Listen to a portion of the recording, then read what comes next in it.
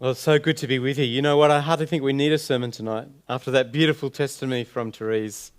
How inspiring was that? Thank you so much for sharing your story with us. But let us just think together about some of the things that she was saying, right? So here she is living in the slums in Philippines in conditions which you and I could hardly even imagine.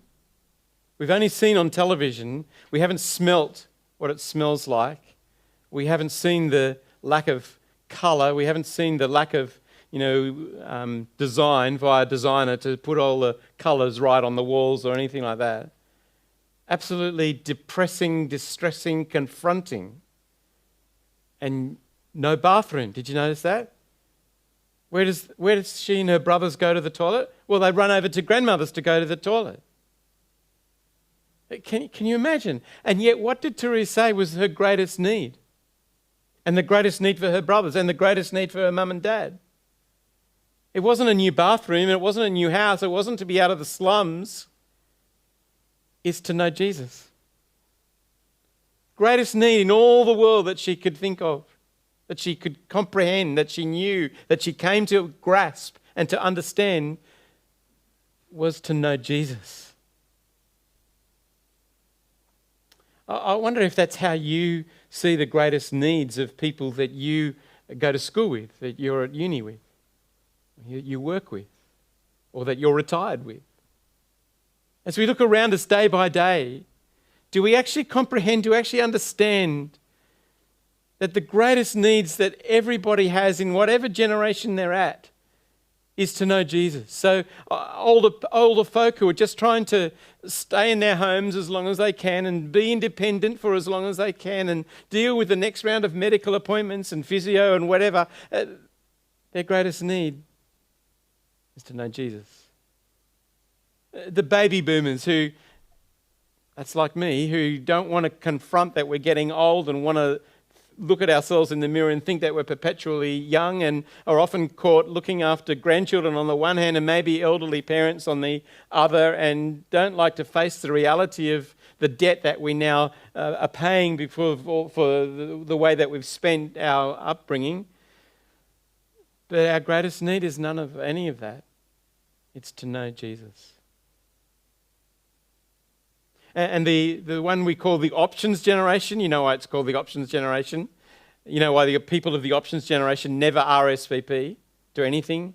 They don't like to commit because everything's subject to a better offer, right? And you could be going to the movies at 7:15 with Anna and Jill, but by the time 7:30, not 15 minutes later comes around, you're actually going down to the pub with a few mates. The options generation, wanting to keep all their options open. But do you know what their greatest need is? Is not to settle down or make decisions or anything. Their actual greatest need is to know Jesus. And if you're at school or uni, there's lots of confronting needs, and people are subject to all sorts of different challenges in life. And we know that young people are going through all sorts of things in terms of their identity and their self-esteem, and young people are taking their lives at a greater rate than we've ever seen before. And there's lots of confusion about where they fit in society, etc., etc. But you know their greatest need? It's to know Jesus. You know, if the local government did a survey around here about what the greatest need in Norwest, people might come up with, more roundabouts or less roundabouts or more playing fields or whatever, and better things for children to do or whatever. But the greatest need, I wonder how many people would put that back on their their survey form. Dear local council, the greatest need in our areas for people to know Jesus. If the Australian government put out a survey and asked us to fill in like a plebiscite, we've done a couple of plebiscites before. If they asked, what is Australia's greatest need? How can we meet Australia's greatest need? It will be for people to know Jesus. Think about what life is like for people who don't know Jesus. You know the beautiful Psalm 23, the Lord's my shepherd. I'm sure most of you are somewhat familiar with that psalm. If you take that psalm and put it in the reverse, that's what life is like for people who don't know Jesus. Because I don't have a shepherd, I'm lacking everything of significance. And I have no nurture or refreshment or food for my soul. And I have nowhere safe to lie down. And when I go through the valley of the shadow of death, I fear everything because I've got nothing to comfort me. And goodness and mercy does not follow me all the days of my life. And in the end, I will not spend eternity with God. That's what life is like for people who do not know Jesus. And in this passage that was read for us, Matthew chapter 9, Jesus speaks about people who have no shepherd as harassed and helpless. Crowds were always coming to Jesus. And Jesus looks out at this crowd and he knows that they have massive needs, just like we have massive needs. But their greatest need, their greatest problem, their greatest situation is that they have no shepherd. He sees them as harassed and helpless, like sheep who have no shepherd. Harassed was actually quite a violent word. It means like you've had your skin broken open because you've been attacked by a lion or a wolf or a bear. Helpless means that you're lying on the floor. That's how he sees people who don't know Jesus. They're in a terrible situation. So how did he react? What did he do to these people who were like sheep without a shepherd, who were harassed and helpless? You know what that provoked in him? Compassion. And the word that's used is quite remarkable and unusual. It means something from here. It's a gut-wrenching compassion. Like perhaps when you see compassion ads or World Vision ads on the TV and you feel absolutely useless and helpless and anxious, or you see people who have been suffering from COVID in India where there's no oxygen left and whatever, and you just feel, oh, what can I do? This is so awful. That's how Jesus feels, a gut-wrenching compassion. Because they have no shepherd, because they're harassed and they're helpless.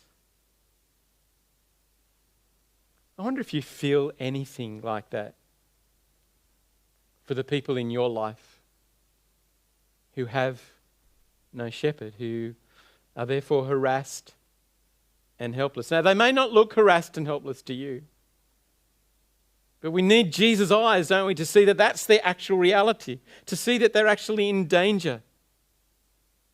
They're not going to spend eternity with God, and they have no notion of the abundant life now that Jesus has come to bring.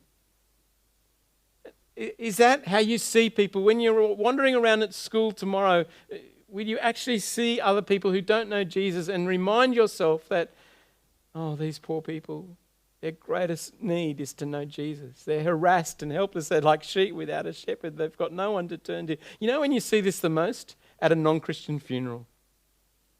I don't know if you've been to a non-Christian funeral just taken by a celebrant, and they do a lovely job and read some nice poems and whatever, but they've got nothing significant to speak into that situation. There's no hope whatsoever, and that's where you see most clearly that these poor people are harassed and helpless like sheep without a shepherd. When you stroll down your street and you see a couple struggling with a toddler, do you have compassion on them? Not because they're struggling with their toddler, but because they have no shepherd. When you're down at the supermarket and you see someone struggling trying to push a straight trolley or to work the self-serve, do you have compassion on them? Not because they're struggling with those things, but because they have no shepherd. When you're just going about your business and you're catching the bus and going to school or uni, people around you have no shepherd. So what's the answer then? What's the answer that Jesus identifies then? If he sees people as harassed and helpless, they have no shepherd, and he has this gut-wrenching emotion, do you know what he tells us to do at that point?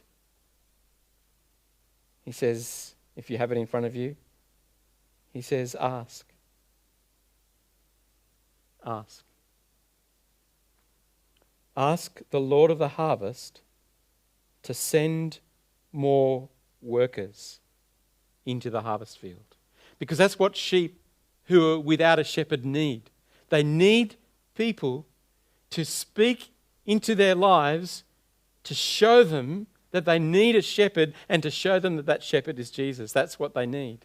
And we need more people who can do that. We don't have enough. Jesus knew that when he was preaching, when he was around. And so he says to his disciples, pray for more workers, pray that more people will go and speak to people about Jesus. So Jesus' answer is not more recruitment drives, not bright, shiny ads on TV. It's not training programs. It's not offer more better remuneration packages. No, his answer is a surprise. He says, ask the Lord of the harvest to send out workers into his harvest field. There's a huge job. There's a tiny workforce. So pray. And you might say, well, hang on, Mark, isn't there something more practical we can do? But there's actually nothing more practical you can do than pray. It's the power of the powerless. Jesus said there's great work to be done. It's urgent work. It's vital work. People need to hear about Jesus. People need to know that there's a shepherd available to them. So therefore, pray. He's the Lord of the harvest. He's in charge. It's his field. It's his harvest. It's his work. So ask the one who's in charge to send more workers. So friends, you've had a great week this week on Mission Week, thinking about all sorts of opportunities. And you've come to God in prayer, which is fantastic. Mission starts with seeing the need. When you see the need, then you have a gut-wrenching compassion like Jesus did. And when you have a gut-wrenching compassion like Jesus did, then you pray. You pray. You pray for your family, you pray for your friends who don't know Jesus, and you pray for more workers, that there might be more people to tell them about Jesus and to point them for him, to point them to him. If we have compassion on the harassed and helpless of the people around us in Norwest, if we have compassion on the people out in the Bathurst Diocese, right from West Wyalong up to Burke, then we will pray. We will pray for more workers. We'll pray for more workers to fill the vacant parishes, and we'll pray for more workers here. And I don't mean necessarily professionally paid workers. It might be, it's a dangerous prayer. You might be the answer to your own prayer. The Lord might send you to tell the harassed and helpless where they can find a shepherd. And this call to pray is more important than strategy meetings and fundraising and buildings. Where to pray? Do you think we pray here enough at Chapel Lane? If you've caught a glimpse of the reality that Jesus speaks about, we will begin to pray, and we'll pray with a fervency and an urgency we've never felt before. You know the word that's translated ask here, it almost suggests desperation, because you could almost translate it beg Jesus. Beg, says Jesus. Beg the Lord of the harvest to send more workers. Pray that he would raise up people to tell more people about Jesus. And wouldn't it be great if he sent many of us? When I was young, growing up at St Paul's, Carlingford, there was a challenge put out to us of people to move out to Doonside and Quakers Hill, way out west then. Can you imagine?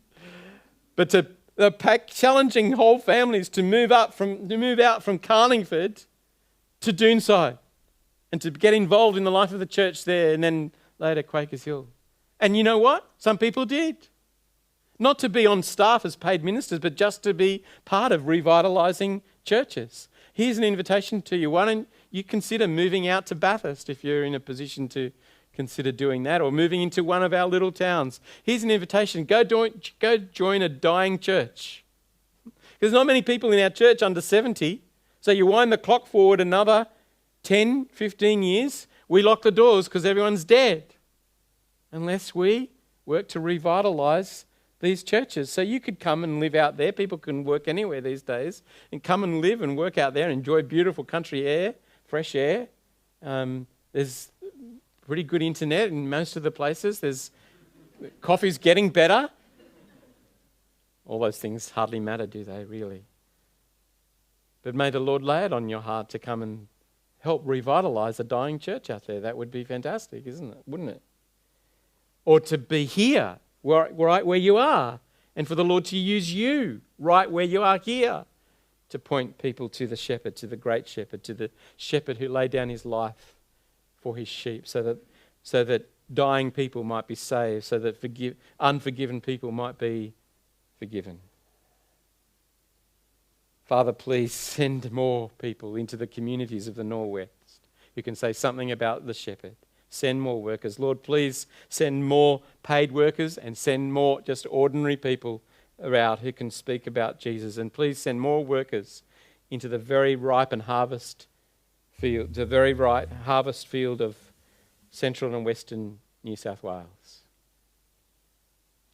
How do you see people around you? Therese was very clear tonight. The greatest need in the middle of the slums in the Philippines was that people know Jesus.